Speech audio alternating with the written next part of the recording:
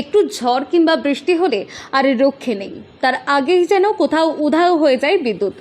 ঘন্টার পর ঘন্টা বিদ্যুৎহীন অসহ্য গরমে শিশু, বয়স্ক থেকে শুরু করে সাধারণ মানুষের সীমাহীন কষ্টের অন্ত থাকে না। তবে এমন ছবি দু এক দিনের নয়, যে কোনো সময় পরিভাষায় বলা যায় যেন গাছ থেকে পাতা একটু জোরে পাতা খসলেই বিদ্যুতের বড্ড তাড়া থাকে চলে যাওয়ার। এমন ছবি দেখা যায় বসিরহাট মহকুমার বিভিন্ন এলাকায়। একটু ঝড় কিংবা বৃষ্টি হলেই রাতে অন্ধকারময় জীবন কাটাতে হয়, আর এর সঙ্গে থাকে অসহ্য গরম। তবে এবার বিদ্যুৎ না থাকার কারণে পথে নেমে পথ অবরোধ করলেও বসিরহাটের পিফা এলাকার সাধারণ মানুষ। মাসে মাসে বিদ্যুতের বিল কিন্তু সাধারণ মানুষের পকেট থেকে কড়াই ঘন্টায় বুঝে নেওয়া হয়। বিদ্যুতের বিল দেরিতে দিলে সঙ্গে থাকে চড়া সুদ। কিন্তু কারি বিদ্যুতের টাকা দিয়েও এলাকার মানুষ কি সঠিক পরিষেবা পাচ্ছেন? এই প্রশ্ন নিয়ে বসিরহাট ন্যাজাট রোড অবরোধ করল এলাকার মানুষ।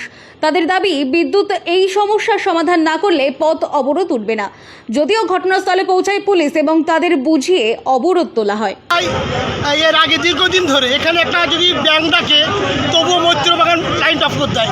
এত অসভ্য, এত বর্বরেরা। তার জন্য কি আপনারা অবরোধ করলেন? আজ অবরোধ করেছি যে আমরা কালকে থেকে আজকে প্রায় 12টা বাজতে যাই, এখনো কারেন্ট দেয়নি। এখানে এইখানে ছোট ছোট শিল্প কারখানা আছে, এখানে দর্জির কারখানা আছে, তারা ইলেকট্রিক চলে। এখানে তাঁত শিল্প আছে, তাদের ইলেকট্রিক চলে।